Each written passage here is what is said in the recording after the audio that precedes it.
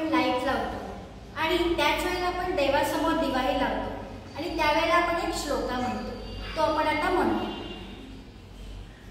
शुभं करोति कल्याणं आरोग्यं धनसंपदा शत्रु बुद्धि विनाशाय दीपक ज्योति नमोस्तुते. दिव्या दिव्या दीपत्कार कानी कुंडल मोती हात, दिव्याला पाहून नमस्कार दिवा लावला देवापाशी, उजेड पडला तुळशीपाशी माझा नमस्कार सर्व देवांपाशी. मुलांनो, तुम्हाला याचा अर्थ माहितीये का? संध्याकाळीच का दिवा लावायचा बरं?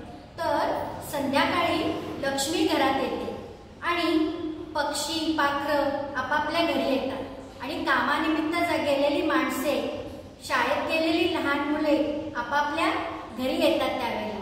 म्हणूनच हीच ती प्रसन्न वेळ शुभं करोति म्हणण्याची.